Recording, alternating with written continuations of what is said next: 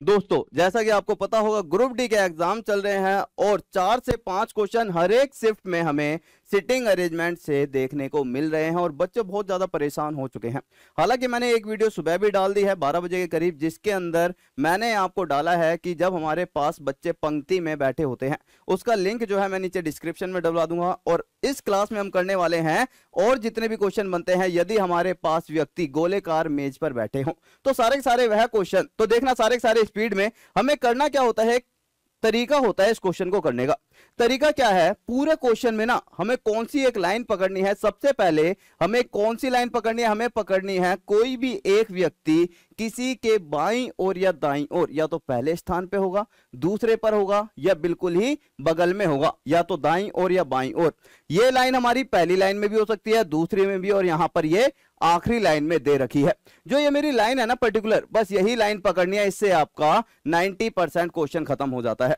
अगर आप यहां से स्टार्ट करोगे ऊपर से तो दिक्कत हो सकती है। क्वेश्चन में सबसे पहले कौन सी लाइन पकड़नी है, वी जे के बाईं और दूसरे स्थान पर है, तीसरे पर है, पांचवें पर है। ये जो पर्टिकुलर लाइन है इसको पकड़कर चलोगे तो आंसर आपका आ जाएगा। क्वेश्चन को देखते हैं। पहला क्वेश्चन हमारे सामने स्क्रीन पर है। क्वेश्चन को अगर मैं समझूं तो मैंने कहा मेरे पास वी जो है जे के बाईं और दूसरे स्थान पर है, व्यक्ति कितने हैं, 5। तो मैंने सबसे पहले 5 व्यक्तियों को बनाया, 1 2 3 4 5। सबसे पहले मैंने किसे बिठाया है, वी जे के बाईं ओर। कौन, वी, किसके, जे के। अगर मैं जे को यहां पर बिठाऊंगा तो इसके बाईं ओर कहां पर जाएगा बच्चा, बाईं ओर होता है मेरे पास लेफ्ट में। तो जे के बाईं ओर वी मेरा कहीं ना कहीं पहले दूसरे स्थान पर यहां बैठा होगा। अब आगे चलते रहना, क्वेश्चन आपका खत्म होता जाएगा। कह रहा है जे एफ के तुरंत बाईं ओर। जे जो है एफ के तुरंत बाईं ओर, एफ के तुरंत बाईं ओर कौन बैठा है, जे बैठा हुआ है। इसके बाद कह रहा है एन एफ के बाईं ओर दूसरे स्थान पर है, एन एफ के बाईं ओर, बाईं ओर मतलब ये मेरा क्या है, बाएं। तो पहला दूसरा, यहां पर कौन बैठा है, एन। बचा कौन मेरा, बच गया मेरे पास आर। बैठ गए सारे के सारे। कितनी देर लगी, विद इन सेकेंड। तो पूछ रहा है जे के दाईं और दूसरे स्थान पर कौन बैठा है, तो जे के दाईं ओर पहला। अगर मैं जे की बात करूं, मुंह इसका अंदर की तरफ है, दायां किधर होगा सर, दायां इधर होगा। अगर मेरे पास पहला दूसरा, जे के दाईं और दूसरे स्थान पर कौन बैठा है, आर बैठा हुआ है, और ये मेरा राइट आंसर। कभी कभी क्वेश्चन में 5 व्यक्तियों को बिठाता है, कभी कभी 6 को, कभी कभी 8 को। अगला क्वेश्चन देखते हैं। अगला क्वेश्चन कह रहा है कि मेरे पास यदि 6 मित्र हैं, 6 मित्र को ध्यान से देखें, और सबसे पहली लाइन क्या पकड़नी है यार, पहले तो हमने क्या है, एक सर्कल बनाया। सर्कल में सभी का सभी मुंह कहां पर है, केंद्र की ओर है। ठीक है, तो मैंने कहा मेज पे सबका मुंह केंद्र की ओर है, 1 2 3 4 5 और 6।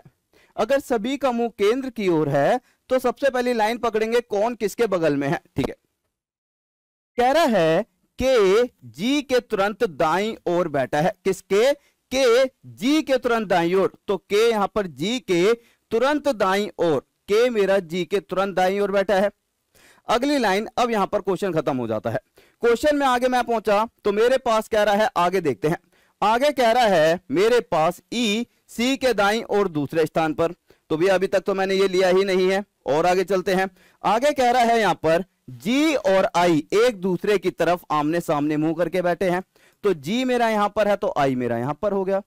अब यहां पर सबसे बड़ी चीज समझना, सबसे बड़ी चीज यहां पर क्या कह रहा है, सबसे बड़ी चीज इसने कही कि मेरे पास यहां पर ई सी के दाईं और दूसरे स्थान पर है। कौन से, दूसरे।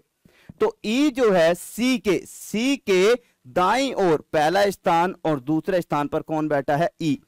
तो हम कह सकते हैं हमारे पास सी, फिर खाली जगह, फिर ई बैठेगा।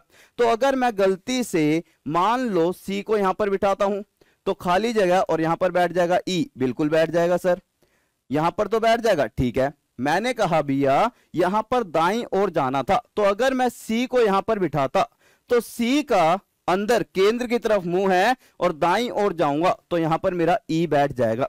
अब आप में से कई सारे स्टूडेंट सोचेंगे सर मैंने यहीं पर ही सी को क्यों बिठाया, यहां क्यों नहीं बिठाया।